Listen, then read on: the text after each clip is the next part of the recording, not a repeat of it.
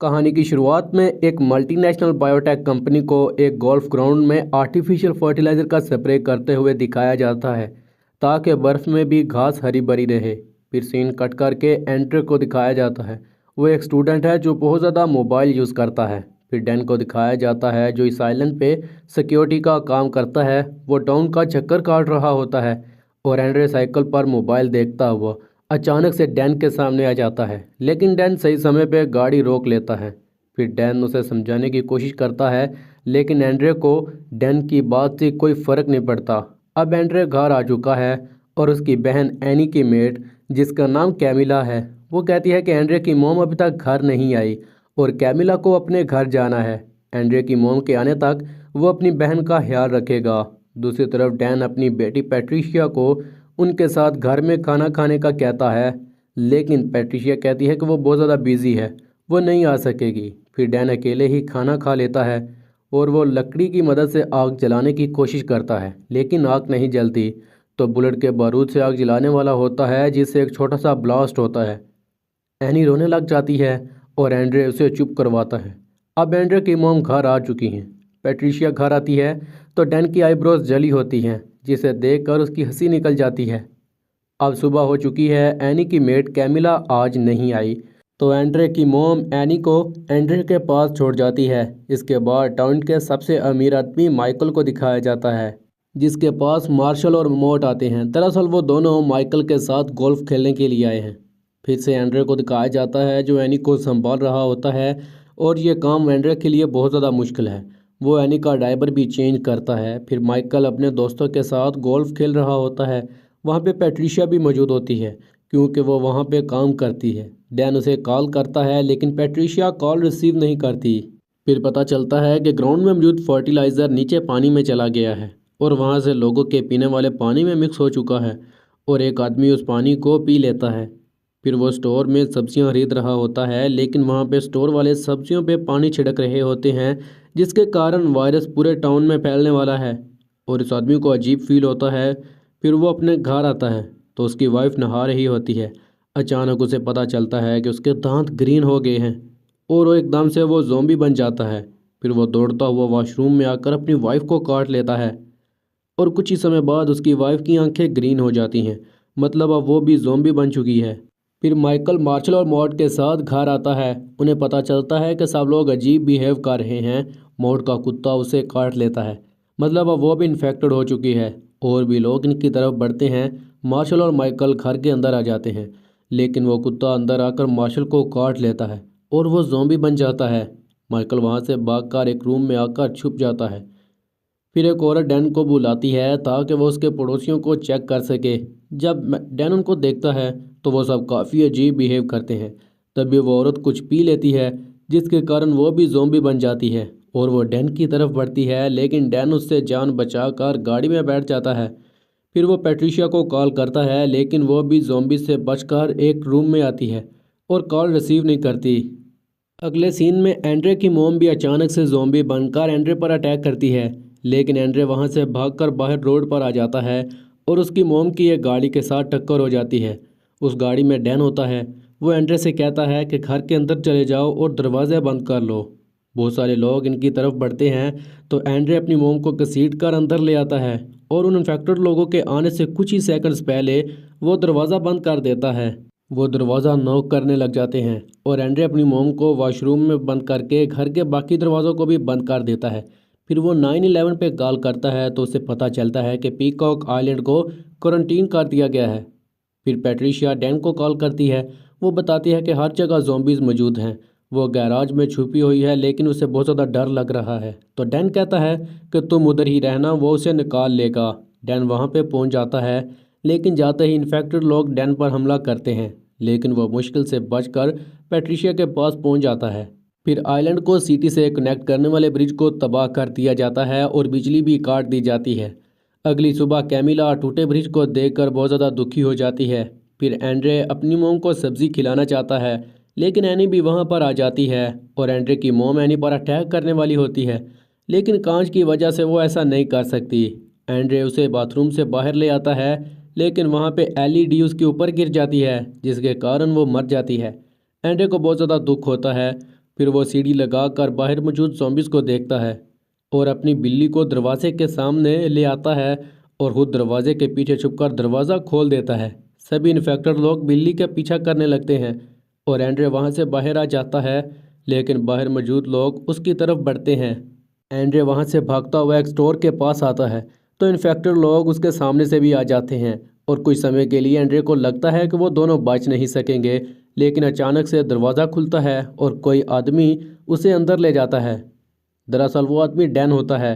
फिर Andre Dan से पूछता है कि आइलैंड से बाहर जाने का कोई रास्ता तो होगा। डैन बताता है कि सभी बोट्स स्टोरेज रूम में हैं और इतने ठंडे पानी में तैर कर जाना लगभग नामुमकिन है। एंड्रे वहाँ पे घूम फिर रहा होता है और अचानक उसे पैट्रिशिया नज़र आती है जो अब ज़ॉम्बी बन चुकी है। डैन बताता है कि वो जल्द ही ठीक हो जाएगी। माइकल बायोटेक कंपनी को कॉल करके कहता है कि उसे यहाँ से निकालो, तो वो लोग कहते हैं कि हमारा ऑपरेशन क्लीन अप शुरू हो चुका है और एक्सपर्ट्स भी पहुँचने वाले हैं जो सारी सूरत हाल को ठीक कर देंगे। दूसरी तरफ डैन रेडियो पे पैट्रिक को सुन रहा होता है। लोग उसे फ़ोन करके वायरस के बारे में बात कर रहे होते हैं। इसी दौरान सिक्योरिटी मिनिस्टर की कॉल आती है जो कहते हैं कि आइलैंड पे मौजूद लोगों के लिए वो कुछ नहीं कर सकते। फिर डैन पैट्रिक को कॉल करके कहता है कि वो इसी आइलैंड पे मौजूद है और उसके जैसे कई और लोग मौजूद हैं जो इन्फेक्टेड नहीं हैं। इन लोगों को मदद चाहिए, लेकिन पैट्रिक कहता है कि उन लोगों की मदद नहीं की जा सकती। अगर ऐसा किया तो वायरस वहाँ से फैल जाएगा और आगे पूरी दुनिया में चला जाएगा। और डैन गुस्से से कॉल काट देता है। फिर एंड्रे डैन से पूछता है कि आखिर ये वायरस फैल कैसे रहा है और अगर पैट्रिशिया को ठीक करना है तो उन्हें वैक्सीन बनानी होगी। डैन कहता है कि ये पानी से फैला होगा, इसी वजह से लोग इतनी जल्दी ज़ॉम्बीज़ बन गए। एंड्रे कहता है कि ऐसा हो सकता है क्योंकि उसने कल से पानी नहीं पिया और वो अभी तक ठीक है। डैन कहता है कि ये काम टेररिस्ट का भी हो सकता है, लेकिन एंड्रे इस बात से एग्री नहीं करता। अगली सुबह वो स्टोर से बाहर आते हैं। एंड्रे एनी के साथ बिना आवाज़ किए गाड़ी में जाकर बैठ जाता है। डैन पैट्रिशिया का फेस एक मेटल की टोकरी से ढक देता है। पैट्रिशिया डैन पर हमला करती है लेकिन वो बच जाता है। पीछे से एक ज़ॉम्बी डैन को काटने वाली होती है, लेकिन वो उसे नीचे गिरा देता है और जल्दी से गाड़ी में बैठकर यहाँ से निकल जाते हैं। फिर कैमिला पैट्रिक को कॉल करके कहती है कि उन्हें आइलैंड पे मौजूद लोगों को निकालना होगा, लेकिन वो कहता है कि ऐसा नहीं हो सकता, इससे वायरस पूरी दुनिया में फैल सकता है।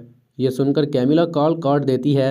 दूसरी तरफ माइकल के पास बायोटेक कंपनी की दो एक्सपर्ट्स आती हैं। उसे लगता है कि वो उसे बचाने आए हैं। वो कहता है कि उसने तमाम डॉक्यूमेंट्स और कॉन्ट्रैक्ट्स जला दिए हैं, वो लोग फर्टिलाइज़र को ज़ाया कर दें। फिर वो माइकल को एंटीडोट दिखाती हैं। वो चेक कर रहा होता है, तभी वो दोनों मिलकर माइकल को फर्टिलाइज़र खिला देती हैं और बेहोश करके वहाँ से ले जाती हैं। माइकल के हाथ से एंटीडोट का एक बाल वहीं रह जाता है। फिर डैन वाटर सप्लाई वाली जगह पर पहुँच जाता है। वो एनी को गाड़ी में छोड़कर अंदर चले जाते हैं। वहाँ पैट्रिशिया भागकर पानी में कूद जाती है। डैन उसे निकालने के लिए अंदर जाता है तो एक ज़ॉम्बी उस पर अटैक करने वाला होता है, लेकिन डैन के आगे पैट्रिशिया होती है तो वो ज़ॉम्बी डैन पर हमला नहीं करता। वो ज़ॉम्बी एंड्रे का पीछा करने लगता है। फिर डैन पैट्रिशिया को पानी से निकालने वाला होता है तो उसका बाजू निकलकर डैन के हाथ में आ जाता है। एंड्रे ज़ॉम्बी से बचकर वापस गाड़ी में आ जाता है। डैन पैट्रिशिया को ले आता है तो ज़ॉम्बीज़ उसकी तरफ बढ़ते हैं, लेकिन पैट्रिशिया एक ज़ॉम्बी है और डैन उसके पीछे होता है, जिससे दूसरे ज़ॉम्बीज़ डैन पर हमला नहीं करते। वो गाड़ी में बैठ जाते हैं। एंड्रे पैट्रिशिया का फ़ोन निकाल लेता है और उसी के हाथ से अनलॉक कर लेता है। एंड्रे बताता है कि बाजू में घास उग रही है। डैन को पता चल जाता है कि यह माइकल के गोल्फ ग्राउंड की वजह से फैल रहा है। वो दोनों लड़कियां ग्राउंड में आ जाती हैं और एंटीडोट डालकर इन्फेक्शन ख़त्म कर देती हैं। डैन माइकल के घर पहुंच चुका है। दरवाज़ा नहीं खुलता तो डैन पीछे से होकर दरवाज़ा खोल लेता है और बाकी सब भी अंदर आ जाते हैं। डैन पैट्रिशिया को एक कमरे में बंद कर देता है और एंड्रे एनी को चारों तरफ से बाउंड कर देता है ताकि वो सेफ रहे, कोई ज़ॉम्बी उस तक ना पहुंच सके। डैन और एंड्रे को घर में माउट का कुत्ता मिलता है जो पूरी तरह से घास में बदल चुका है, लेकिन फिर भी वो सांस ले रहा होता है। एनी के रोने की आवाज़ आती है।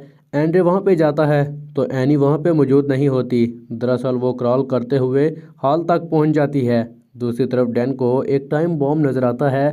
यह बॉम्ब उन लड़कियों ने लगाया था ताकि तमाम एविडेंस को ख़त्म किया जा सके।